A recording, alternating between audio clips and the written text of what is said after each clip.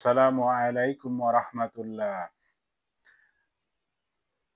প্রিয় দর্শকবৃন্দ, আগের ভিডিওতে আমরা নবুয়তের আগ পর্যন্ত আলোচনা করেছি মহানবী সাল্লাল্লাহু আলাইহি সাল্লামের নবুয়ত।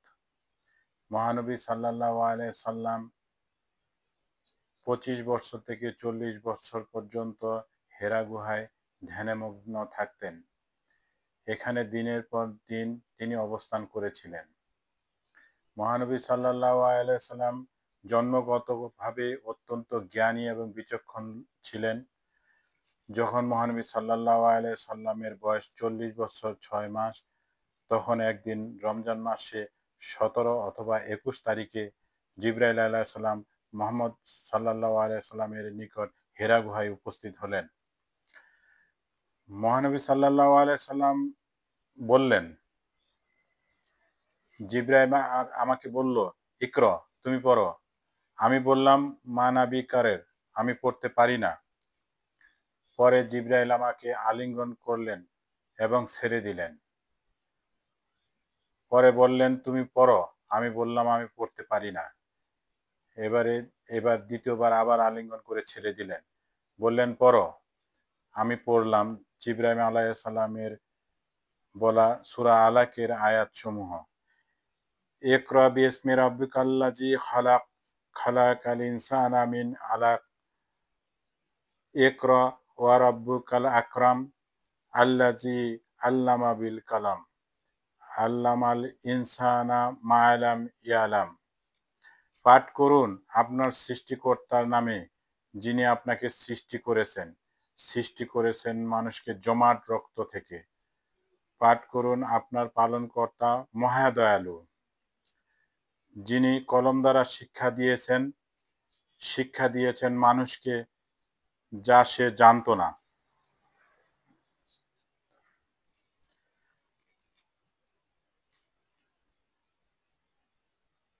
রাসূল সাল্লাল্লাহু আলাইহি সাল্লাম বললেন, এই আয়াতগুলি এমন ভাবে আমার অন্তরে গেঁথে গেল যে আমি আর ভুললাম না। এভাবে আমি ক্লান্ত হয়ে পড়লাম, আমার গায়ে জ্বর আসলো এবং ভীতি অনুভব করলাম। মহানবী সাল্লাল্লাহু আলাইহি সাল্লাম বাড়িতে আসলেন এবং খাদিজাকে বললেন, জাম্বিলুনি, জাম্বিলুনি, আমাকে চাদর দাও, আমার মনে হয় আমি মরে যাব। বিবি খাদিজা নবীজিকে খুব বুঝালেন, আপনি আত্মীয়তা রক্ষা করেন, গরিব দুস্থদের পাশে থাকেন, অনাথকে সাহায্য করেন, সব ভালো ভালো কাজ আপনি করেন, আপনার কোনো ভয় নেই। চলুন আমার চাচাতো ভাই ওরাকা ইবনে নাওফলের কাছে যাই। তিনি তাওরাত এবং ইনজিলের আলেম, তার কাছে বিষয়টি জানব। তখন মহানবী সাল্লাল্লাহু আলাইহি সাল্লামকে নিয়ে বিবি খাদিজা তার চাচাতো ভাই ওরাকা ইবনে নাওফলের নিকট গেলেন। তিনি অত্যন্ত বৃদ্ধ, চোখে দেখতে পান না, তাওরাত ও ইনজিলের আলেম ছিলেন। ওরাকা সবিস্তারে শুনলেন এবং বললেন, ওনার কাছে যে এসেছিল তিনি জিবরাইল আলাইহিস সালাম, সে ফেরেশতাদের মধ্যে সবচেয়ে বড় ফেরেশতা এবং মুহাম্মদ আল্লাহর রসূল, এবং ওনার কাছে যে ওহী এসেছে এর পরিণামে এই যে এক সময় ওনাকে মক্কার লোকেরা নিজ জন্মস্থান থেকে বহিষ্কার করবে। আমার আফসোস, যদি তো সে সময় আমি বেঁচে থাকতাম তবে মুহাম্মদকে আমি সাহায্য করতে পারতাম। যাদের কাছে ওহী আসে, যাদের কাছে রিসালাত আসে, তাদের দেশ থেকে বহিষ্কার করে তাদের নিজ এলাকার লোকেরাই। এরপরে মুহাম্মদ সাল্লাল্লাহু আলাইহি সাল্লাম বাড়িতে আসলেন। কিছুদিন ওহী বন্ধ ছিল। এতে মহানবী সাল্লাল্লাহু আলাইহি সাল্লাম অত্যন্ত চিন্তিত হলো। কেন ওহী আসছে না? কেন আসছে না? এইসব চিন্তা করতে লাগলেন। অবশেষে জিবরাইল আলাইহিস সালাম দ্বিতীয়বার সূরা মুদ্দাসসির নিয়ে আসলেন। মহানবী সাল্লাল্লাহু আলাইহি সাল্লাম ওই সময় চাদর মুড়ি দিয়ে ছিল। এই সূরার মধ্যে মহানবী সাল্লাল্লাহু আলাইহি সাল্লামকে আল্লাহ রাব্বুল আলামিন বললেন, তুমি উঠো, তুমি মানুষকে সতর্ক করো, তুমি রবের উদ্দেশ্যে সালাত আদায় করো, তুমি পবিত্রতা অর্জন করো। এরপরে মহানবী সাল্লাল্লাহু আলাইহি সাল্লাম দাওয়াতি কাজ শুরু করলেন। তার দাওয়াতে সর্বপ্রথম ইসলাম গ্রহণ করলেন বিবি খাদিজা, এরপরে আলী রাদিয়াল্লাহু তাআলা আনহু, তারপরে হযরত যায়েদ ইবনে হারেসা ইসলাম গ্রহণ করলেন। ওই সময় আবু বকর সিদ্দিক সিরিয়ায় ছিলেন। সিরিয়া থেকে ফিরে আবু বকর জানতে পারলেন তার বাল্যবন্ধুর উপর ওহী নাজিল হয়েছে এবং আবু বকর সিদ্দিক তার উপর ঈমান আনলেন এবং ইসলাম গ্রহণ করলেন।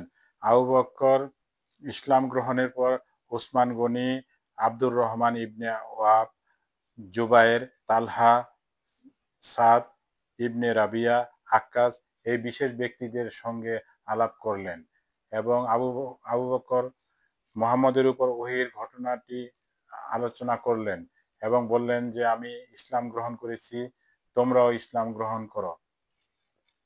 তারা সকলে আবু বকর সিদ্দিককে অত্যন্ত বিশ্বাস করত এবং ভালো মানুষ হিসেবে জানতো, তাই তারা সকলেই ঈমান আনলো এবং ইসলাম গ্রহণ করলো। এদেরকে নিয়ে আবু বকর রাদিয়াল্লাহু তাআলা মুহাম্মদ সাল্লাল্লাহু আলাইহি সাল্লামের নিকট গেলেন। এরপরে অনেকেই গোপনে গোপনে ইসলাম গ্রহণ করলেন। এভাবে নবুয়তের ৩ বছর গোপন দাওয়াতের মাধ্যমে মোটামুটি ৫০ জন লোক ইসলাম গ্রহণ করলেন।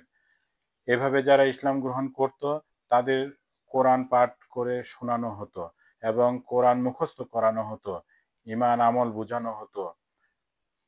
সকলে লুকিয়ে লুকিয়ে সালাত পড়ত। নবুয়তের ৪র্থ বছর প্রকাশ্যে দাওয়াত শুরু করলেন।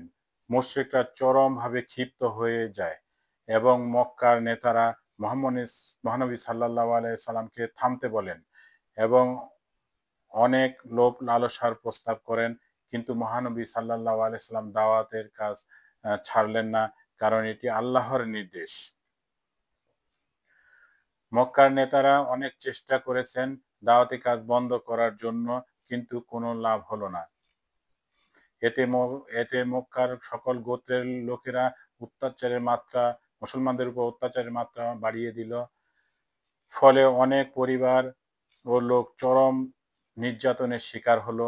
অনেককে কাঁচা চামড়ায় জড়িয়ে রোদে ফেলে রেখেছিল, তপ্ত বালুর উপর ফেলে চাবুক মেরেছিল, বুকে পাথর দিয়ে ফেলে রেখেছিল। এরকম কঠিন কঠিন অত্যাচার শুরু করলো। সোহায়েব, বেলালের নির্যাতনের কথা আমরা সকালে কম বেশি জানি। আম্বার রাদিয়াল্লাহু তাআলা আনহুকে জ্বলন্ত কয়লার উপরে শুয়ে দিয়েছিল। ইয়াসির রাদিয়াল্লাহু তাআলা আনকে 2 উটের পায়ে বেঁধে ছিঁড়ে মারা হয়েছিল। সুমাইয়া রাদিয়াল্লাহু তাআলা আনহুকে আবু জেহেল বল্লম দ্বারা হত্যা করেছিল। এইভাবে প্রচন্ড নির্যাতন শুরু হলো। এভাবে চরম নির্যাতনের মধ্যে মহানবী সাল্লাল্লাহু আলাইহি সাল্লাম সাহাবাদের বললেন, তোমরা একটু গোপন থাকার চেষ্টা করো। প্রয়োজন হলে তোমরা আবুসিনিয়ায় হিজরত করো। আবুসিনিয়ার বাদশাহ নাজ্জাশী খুব ভালো লোক ছিলেন, লাগছিলেন। প্রথমে 12 জন পুরুষ এবং 4 জন নারী, পরবর্তীতে 83 জন পুরুষ এবং 18 জন নারী লোহিত সাগর পার হয়ে আবুসিনিয়া হিজরত করলেন। তারা বদরের যুদ্ধের পরে খায়বারের যুদ্ধের পরে ফিরেছিলেন। নবুয়তের 6ষ্ঠ বছর হযরত হামজা রাদিয়াল্লাহু তাআলা আনহু ইসলাম গ্রহণ করেন। আবু জেহেলের নির্দেশে ওমর রাদিয়াল্লাহু তাআলা আনহু উন্মুক্ত তলোয়ার নিয়ে মুহাম্মদ সাল্লাল্লাহু আলাইহি সাল্লামকে হত্যার উদ্দেশ্যে যাচ্ছিল। প্রতিমধ্যে নাঈম বিন আব্দুল্লাহ ওমর রাদিয়াল্লাহু তাআলা আনহুর বন্ধু, সে বলল, ওমর কোথায় যাও? ওমর বলল, মুহাম্মদকে হত্যা করতে যাই। তখন নাঈম বিন আব্দুল্লাহ বললেন, তোমার বোন যে ইসলাম গ্রহণ করেছে তা ঠেকাতে পারলে না, আর মুহাম্মদকে তুমি মারতে যাও। এতে ওমর আরো রেগে আগুন হয়ে গেল এবং বোন ও ভগ্নিপতির বাড়িতে গেল। সেখানে গিয়ে শুনতে পারল কোরআনের আয়াত তারা পাঠ করছে। এই সময় ওমর বলল, তোমরা কি পড়ছিলে দেখাও। তখন তারা দেখাতে অস্বীকার করলো এবং এতে ওমর রেগে গিয়ে ভগ্নিপতি সাইদকে মারতে শুরু করলো এবং ফাতেমাকেও, তার বোন ফাতেমাকেও মেরে রক্তাক্ত করলো। ওমরের বোন ফাতেমা বলল, তুমি আমাদের মেরে ফেললেও আমরা ইসলাম ত্যাগ করব না। এই চূড়ান্ত কথা শুনে ওমর ভাই হয়ে আর কিছুই বলার থাকলো না। পরে ওমর বলল, তোমরা কি পড়ছিলে আমাকে দেখাও। তখন ফাতেমা বলল যে, তুমি আগে পবিত্র হও, গোসল করো, পরে আমরা দেখাবো। পরে ওমর তাই করলো এবং কোরআনের আয়াতটি ওমর পড়ে খুবই ভালো লাগলো এবং সে ইসলামে গ্রহণ করার জন্য উদগ্রীব হয়ে গেল। পরে সে বলল, আমাকে মুহাম্মদের নিকট নিয়ে চলো, আমি ইসলাম গ্রহণ করব। সেই সময় মুহাম্মদ সাল্লাল্লাহু আলাইহি ওয়াসাল্লাম আকরাম রাদিয়াল্লাহু তাআলা আনহুর বাসায় অবস্থান করছিল। ওই সময় সাহাবেরা অনেকেই সেখানে ছিল। হামজা রাদিয়াল্লাহু তাআলা আনহু উন্মুক্ত তলোয়ার নিয়ে সাবধানে দরজা খুলল এবং ওমরকে বলল, তুমি এখানে কেন এসেছো? তখন ওমর বলল, আমি ইসলাম ধর্ম গ্রহণ করার জন্য এসেছি। তখন সকলে এ কথা শুনে নারায়ে তাকবীর ধ্বনি দিল এবং ওমর ইসলাম ধর্ম গ্রহণ করলো। ওমর রাদিয়াল্লাহু তাআলা আনহু বললেন, আমরা কাবা ঘরে প্রকাশ্যে নামাজ পড়ব। এভাবে মুসলমানরা নবুয়তের ৬ষ্ঠ বছর প্রকাশ্যে নামাজ পড়েছিলেন।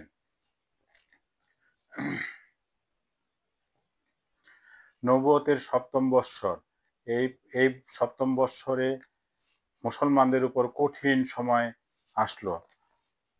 মক্কার মুশরিকরা মুসলমানদের অবরোধ করলো। নবুয়তের ৭ম থেকে ১০ম বছর, এই ৩ বছর মুসলমানদের উপর অবরোধ চলল।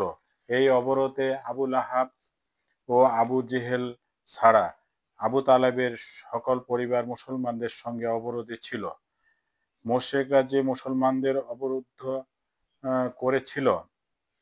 রেখেছিল, তার জন্য একটি চুক্তিনামা লিখে কাবা ঘরে ঝুলিয়ে রেখেছিল। কাগজে এই চুক্তিনামার মধ্যে লেখা ছিল, মুসলমানদের সঙ্গে ব্যবসা বাণিজ্য করা যাবে না, লেনদেন আদান প্রদান করা যাবে না। এই ৩ বছর পর্যন্ত মুসলমানরা অত্যন্ত কষ্টের মধ্যে ছিল। এই সময় বিবি খাদিজাও অনেক কষ্ট করেছিলেন। ৩ বছর পরে উই পোকায় এই চুক্তিপত্রটি খেয়ে ফেলেছিল। শুধু উপরের অংশটি ছিল, বিসমিকা আল্লাহুম্মা এই শব্দটি লেখা ছিল। এই খবর রাসূল সাল্লাল্লাহু আলাইহি সাল্লামকে জিবরাইল আলাইহিস সালাম ওহী মারফত জানালেন। এরপরে মহানবী সাল্লাল্লাহু আলাইহি সাল্লাম এটি তার চাচা আবু তালেবকে বললেন, চাচা, চুক্তিনামাটা তো পোকায় খেয়ে ফেলেছে, শুধু উপরে বিসমিকা আল্লাহুম্মা কথাটি আছে। আবু তালেব নেতাদের ডেকে বললেন যে, তোমাদের চুক্তিনামা তো পোকায় খেয়ে ফেলেছে। জেহেল আবার দারুল উদয় পরামর্শ সভা ডাকলেন যে এদের এই চুক্তিনামাটাই নবায়ন করা হবে কিনা। ওই সময় সকল নেতাগুলি একত্রিত হলেন এবং এখানে মুসলমানদের পক্ষে মতিব বিন আদি, আবদুল্লাহ বক্তারি সহ কয়েকজন মুসলমানদের পক্ষে ছিল। তারা মুসলমানদের অবরোধের বিপক্ষে ছিল। এই মতিম বিন আদি আবদুল্লাহ বক্তারিকে এবং তার সঙ্গে আর ৩ জনকে বলল, তোমরা ৪ কোণে ৪ জন বসবে। যখন আমি কোনো কথা বলবো তখন তোমরা বলবে যে আমরা এটাই চাই, এটাই চাই। এইভাবে আবু জেহেল যখন প্রস্তাব করলো মুসলমানদের আর অবরোধ করা হবে কিনা, তখন মতিন বিন আদি বললেন, এই যে মুসলমানরা, এরা আমাদের বংশেরই লোক, তাদেরকে আমরা অবরোধ করে তাদের জীবন নষ্ট করতে পারি না, তাদেরকে আমরা আর অবরোধের মধ্যে ফেলে রাখতে পারি না, তাদেরকে আমরা এভাবে ধ্বংস করতে পারি না। তখন ওই ৪ জন একসঙ্গে বলে উঠল, আমরা এটাই চাই, আমরা এটাই চাই। তখন আবু জেহেল একা আর কি বলবে, তখন বলল যে তোমরা যা চাও তাই হবে। এভাবে মুসলমানদের উপর স্বাধীন অবরোধ উঠে গেল এবং স্বাধীনভাবে বসবাস করতে লাগলো, ব্যবসা বাণিজ্য করতে শুরু করলো। এই অবরোধ উঠে যাওয়ার কিছুদিন পরেই রাসূল সাল্লাল্লাহু আলাইহি ওয়াসাল্লামের চাচা আবু তালেব মৃত্যুবরণ করলেন। তার কিছুদিন পরেই খাদিজাতুল কুবরা রাদিয়াল্লাহু তাআলা আনহু মৃত্যুবরণ করেন। এর ফলে রাসূল সাল্লাল্লাহু আলাইহি ওয়াসাল্লাম অত্যন্ত কষ্ট অনুভব করেছিলেন। নবুয়তের ১০ম বছরে রাসূল সাল্লাল্লাহু আলাইহি ওয়াসাল্লাম দ্বীন প্রচারের জন্য তায়েফ গিয়েছিলেন। মক্কা থেকে তায়েফ ১০০ কিলোমিটারের দূরত্ব। মহানবী সাল্লাল্লাহু আলাইহি সাল্লামের সঙ্গে জাহেদ বিনতে হারেসার ছেলে ওসমা ইবনে জাহেদ ছিল। সেখানে মেহমান হয়ে এক বাড়িতে তিনি উঠলেন এবং সেখানে বললেন, আমি যে দাওয়াত নিয়ে আসলাম এবং যে দাওয়াত দিলাম এটা তোমরা যদি অস্বীকার করো, না মানো, তবে অন্তত পক্ষে আমার আগমনের কথা কাউকে বলবে না, এমনকি মক্কার কাউকে বলবেন না। কিন্তু তারা দাওয়াত তো কবুল করলই না, উপরন্তু মহানবী সাল্লাল্লাহু আলাইহি ওয়াসাল্লামের কথা গ্রামের দুষ্ট লোকদেরকে বলে দিলেন। এর ফলে দুষ্ট লোকেরা মহানবী সাল্লাল্লাহু আলাইহি সাল্লামের উপর অনেক নির্যাতন করলো, পাথর নিক্ষেপ করে রক্তাক্ত করে দিল। এ সময় ওসামা ইবনে জায়েদ পাথরের আঘাতগুলো ঢাল দ্বারা ঠেকানোর চেষ্টা করেছিল। তারপরে মহানবী সাল্লাল্লাহু আলাইহি সাল্লামের দেহ এবং পা রক্তাক্ত হয়ে গিয়েছিল এবং মহানবী সাল্লাল্লাহু আলাইহি সাল্লামের কদম মোবারক রক্ত এবং বিভিন্ন জায়গায় ক্ষত বিক্ষত হয়ে রক্ত জমাট বেঁধে গিয়েছিল। এভাবে পাথরের আঘাতে আঘাতে একসময় মহানবী সাল্লাল্লাহু আলাইহি সাল্লাম উতবা বিন রাবিয়া এবং সাইবা বিন রাবিয়ার আঙ্গুর বাগানে প্রবেশ করলেন। এর ফলে কাফেরেরা আর সেখানে প্রবেশ করার সাহস পেল না। বাগানের ভিতরে তিনি বসে পড়লেন। সে সময় বাগানের মালিক সেখানে উপস্থিত ছিল এবং ওই বাগানের কৃতদাস যার নাম ছিল আদ্দাস কৃতদাস তাকে ডেকে বলল, এই লোকটিকে অত্যন্ত ক্লান্ত মনে হচ্ছে, তাকে কিছু আঙ্গুর পেড়ে দাও। আদ্দাস কিছু আঙ্গুর পেড়ে মহানবী সাল্লাল্লাহু আলাইহি সাল্লামের হাতে দিলেন। মহানবী সাল্লাল্লাহু আলাইহি সাল্লাম অত্যন্ত খুশি হলেন এবং বিসমিল্লাহির রহমানির রহিম বললেন। এই সময় আদ্দাস বলল, এই কথা আপনি কোথায় পেলেন? এই দেশের লোকেরা তো এই কথা বলে না। তখন মহানবী সাল্লাল্লাহু আলাইহি সাল্লাম আদ্দাসকে বলল, তোমার দেশ কোথায়? তখন আদ্দাস বলল, নিনুয়া। রাসূল সাল্লাল্লাহু আলাইহি সাল্লাম বললেন, নিনুয়া? নিনুয়া? তুমি ইউনূস আলাইহিস সালামের দেশের লোক? আদ্দাস অবাক হয়ে বলল, এদেশের কোনো লোক ইউনূস আলাইহিস সালামের কথা জানেন না, শুনেন নাই। আপনি কিভাবে চেনেন? মহানবী সাল্লাল্লাহু আলাইহি সাল্লাম বললেন যে, ইউনূস আমার ভাই, সে একজন নবী ছিলেন আর আমিও একজন নবী। যা হোক, মহানবী সাল্লাল্লাহু আলাইহি সাল্লাম বের হয়ে পড়লেন এবং কারনে মানাজিল নামক জায়গায় যাত্রা বিরতি করলেন।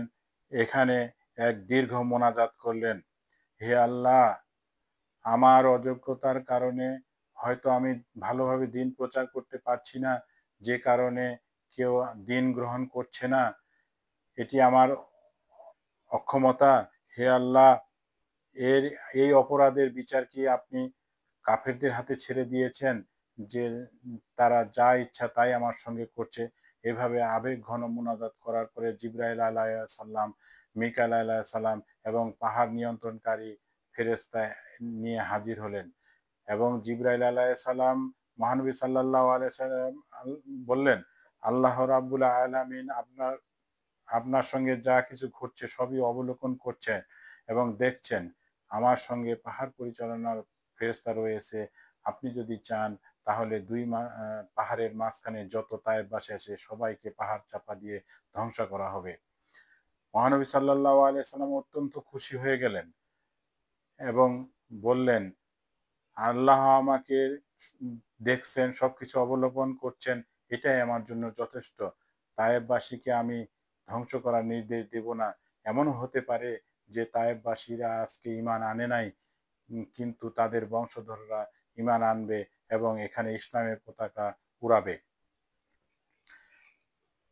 এখান থেকে মহানবী সাল্লাল্লাহু আলাইহি সাল্লাম রওনা হলেন এবং ওয়াদিয়া নাকরায় পৌঁছালেন।